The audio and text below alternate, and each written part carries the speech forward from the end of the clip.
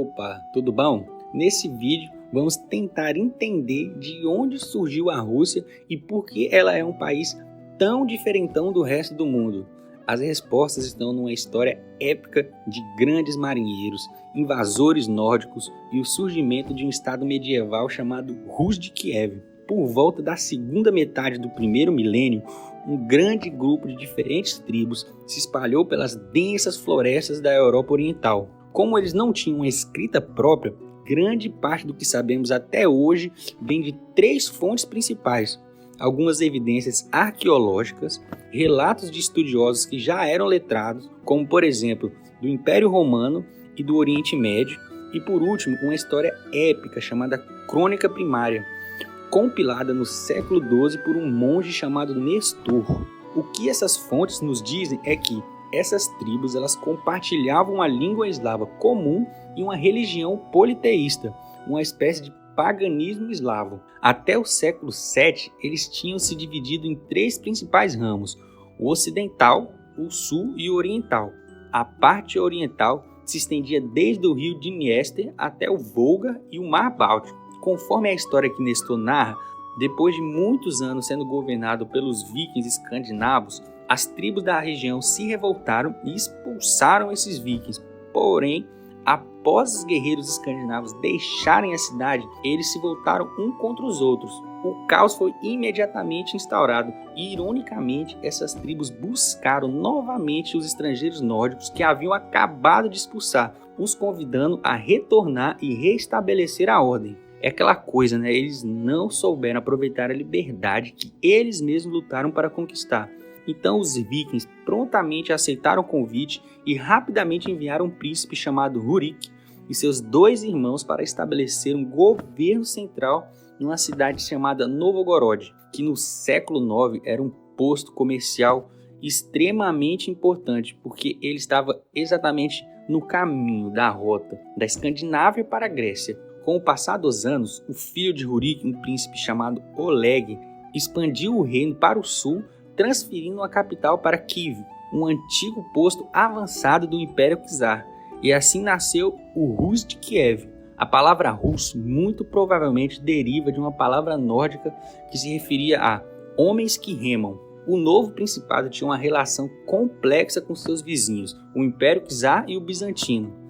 Eles alternavam entre aliança e guerras, bem como com as outras tribos vizinhas. Cerca de 100 anos depois da chegada de Rurik a Novgorod, por volta de 987, Vladimir I, descendente direto de Rurik e atual governante do Rus de Kiev, decidiu que era hora de abandonar o paganismo eslavo e enviou emissários para explorar as religiões vizinhas. A primeira que ele descartou foi o Islã, cujo qual tinha restrições pesadíssimas ao consumo de álcool. Quanto ao judaísmo, alguns historiadores alegam que os czares próximos já eram judeus, mas também foi descartada.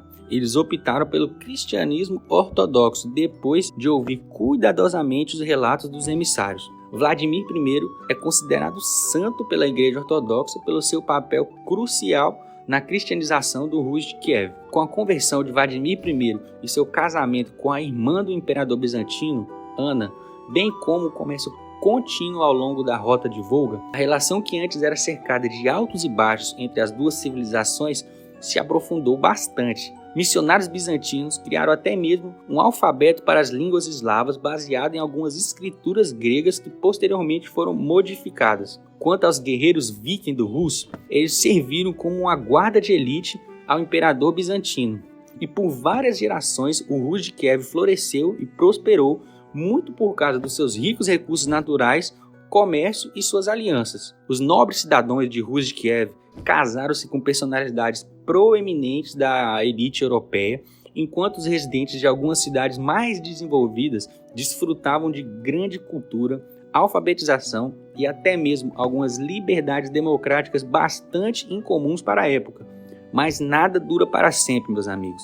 Disputa entre os irmãos, a sucessão do trono começou a minar o poder de dentro para fora, ao mesmo tempo que cada vez mais as cidades se declaravam independentes e tinham príncipes rivais se autoproclamando como governantes. Como se não bastasse, a Quarta Cruzada e o declínio de Constantinopla devastaram o comércio que era tão vital para o poder do russo, enquanto as cruzadas germânicas teutônicas ameaçavam o território do norte.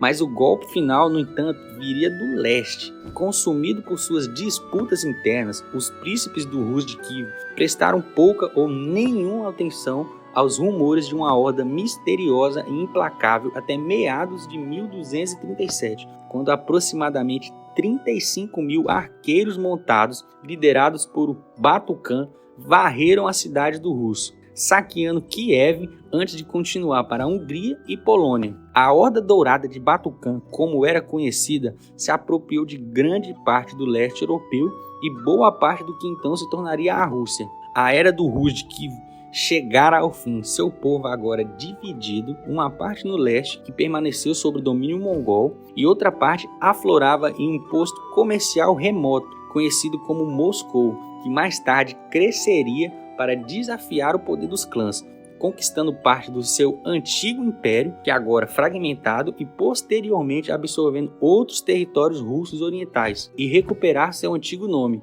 Rus, só que agora em sua forma grega, Rússia. Enquanto isso, as regiões ocidentais, cujos líderes teriam evitado o conflito através de manobras políticas, caíram sob a influência de seus vizinhos, principalmente a Polônia e a Lituânia. Pelos próximos séculos, as antigas terras do Rus de Kiev, habitada por eslavos, governada por vikings, ensinada por gregos e dividida por mongóis, desenvolveriam diferentes hábitos sociais, culturais e linguísticos que permanecem até hoje. A história da Rússia é muito mais complexa do que parece, e até os dias de hoje parece que a cada minuto que passa, uma nova página é anexada aos anais da história. Se você achou esse tema interessante e acha que esse vídeo merece uma continuação, deixa aí nos comentários para que eu possa saber, porque tem bastante coisa ainda muitíssimo interessante para a gente abordar sobre esse tema.